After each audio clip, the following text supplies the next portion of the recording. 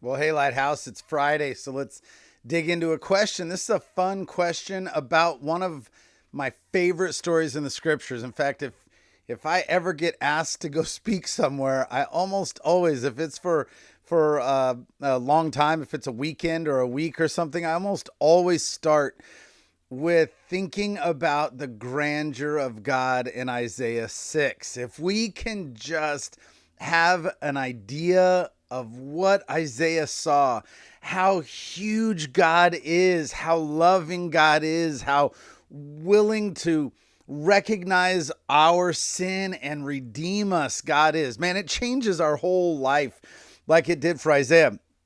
And so we're talking about Isaiah chapter 6, Isaiah's call. He sees God high and lifted up. And just a really fun question about that. It says, the question is this. I read today when Isaiah was called. I was thinking when the angel brought the burning coal and touched it to Isaiah's lips, was it an actual burning coal? Man, we could think about that with anything. Were there actual angels? Was God actually there? Was there actually a train of his robe? Was there actually a temple? So, we're getting into a category of prophetic vision, right? Which is a fun thing to think about and talk about. And I would even say, okay, a couple of how we can frame the question is, first of all, we could say, was it physical? And then we could say, was it real? Because I would say what Isaiah saw was in many ways more real than anything else Isaiah had ever seen before. That doesn't mean it was necessarily physical. Like if you and I were there, we would have seen the same thing. So let's read the story and then we'll talk about it. Isaiah 6. In the year that King Uzziah died, I saw the Lord sitting upon a throne, high and lifted up, and the train of his robe filled the temple. Above him stood the seraphim. Each had 6 wings. With 2 he covered his face, and with 2 he covered his feet. Just a sign of the holiness of God. These huge, impressive angels covering their eyes and feet because of God's perfection, his holiness. And with 2 he covered his feet, and with 2 he flew. And one called to another and said, Holy, holy, holy is the Lord of hosts.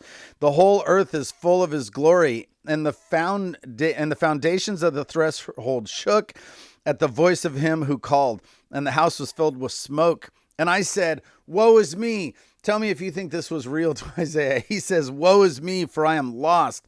For I am a man of unclean lips, and I dwell amidst a people of unclean lips. For my eyes have seen the King, the Lord of hosts. Then one of the seraphim flew to me, having in his hand a burning coal that he had taken with tongs from the fire. Seems like it's really hot. There's tongs. It's not floating, but the angel has actual burning coal in tongs. And he touched my mouth. Behold, this has touched your lips, and your guilt is taken away, and your sin atoned for. Maybe we might think of the meaning of that before we dig into what is a prophetic vision. Isaiah comes to the point where he is fully convinced of his own fallibility. He is completely convinced of his own need, his own depravity, his own sin, and not only his, but of his whole culture. So he sees God, and isn't this interesting that before this, he had never had this thought. It was seeing God for who he really is, powerful, high and lifted up, that gave Isaiah the right information about his own heart. That's how he learned about who he was, by seeing who God is. Man, the way we learn about who we are is by seeing who God really is. So immediately as he becomes, has evidence, as he becomes aware of his own fallenness, his own depravity, God makes a way for him to feel saved, for him to be redeemed. So the burning coal, you think about the burning coal touching his lips. It's not fatal, but I'm sure it stung. I'm sure it hurt. And this is the way sin is many times, is that, it hurts ripping it out. Nobody just walks away from their sin scot-free with no scars, right? It is difficult. And yet we recognize it as our salvation. Isaiah didn't say, and then my lips hurt, and then I was mad at the angel, but rather for the means of redemption, it was worth the pain of, ripping the Band-Aid off, of moving away from his sin. So this is what it means. And then his sins are atoned for. And I heard the voice of the Lord saying, whom shall I send and who will go for us? And Isaiah, there's no option in Isaiah's mind. If God needs somebody, Isaiah's here to say, God, I'm your man. Here I am, send me. So let's think about what a prophetic vision is. This is from InterVarsity Press's Bible Dictionary, which is several volumes and just super excellent. It says this: Isaiah 6, 1 through 11 is an example of a prophetic vision that is also the prophet's call, commissioning, and on the genre of the call of narrative, see Havel.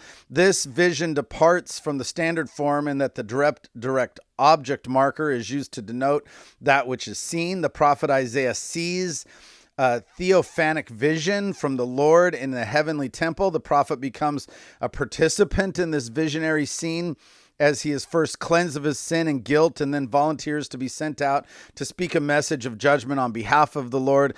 This vision of the heavenly council has elements in common with other texts in this setting. Other prophetic texts similarly occur in context of a vision. So the IVP Bible Dictionary would say this is a prophetic vision. So it wasn't physical. Rather, this is something just for Isaiah that he sees. And they bring up this happened to Ezekiel, this happened to Jeremiah, and in the New Testament also happens to John. When we read Revelation, this is what we're seeing too. John is seeing something that only he can see, and then he writes it down for us. I even think of Paul telling a story about somebody he knows and saying, I know a man who is taken up to the heavens, rather really or just in his spirit. I don't know. God knows. I think that's a good way to look at prophetic vision. Exactly how it works since it hasn't happened to me, I don't know, but God knows. But that doesn't mean it's not real. In fact, this was the realest thing that ever happened to Isaiah. Isaiah had been looking with his physical eyes and seeing lies the whole time, seeing like, oh, King Uzziah is in charge and King Uzziah died and the next guy or whatever his culture laid out is the truth of the universe. That's what he had been seeing. And when he has a prophetic vision, what he sees is the true nature of things. That's really important to understand. Just because it wasn't physical doesn't mean it wasn't true or real. In fact, it was more real. In fact, this is what changed Isaiah's life forever. He went from somebody willing to look at the rest of his culture, woe is you, woe is you, woe is you, to somebody who says, woe is me. He was given not only a prophetic call, but a job description for the rest of his life. This was the most real thing that ever happened to Isaiah. So was the burning coal real? Well, yes, it was real. Was it physical? God knows. I don't know how that works, but I know that Isaiah felt it. That you could ask Isaiah, what did those coals feel like on your lips? And he would have an answer for that. And he would also be able to tell you why it happened. So we trust on the prophetic visions in the scriptures, not because they're awesome stories, they lead to questions like this, but because they really do show us what the true nature of the universe is. Some people think about the story in Isaiah 6, that what Isaiah saw was God on his heavenly throne. I would tend to lean more towards he's seeing the temple in Jerusalem, but however it works, I wasn't there and I'm not Isaiah. I don't know exactly.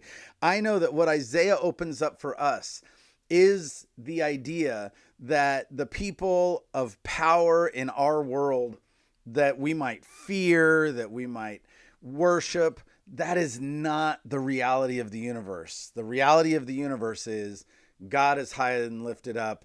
I'm a sinner, and God has made way for my sins to be atoned for. Beloved.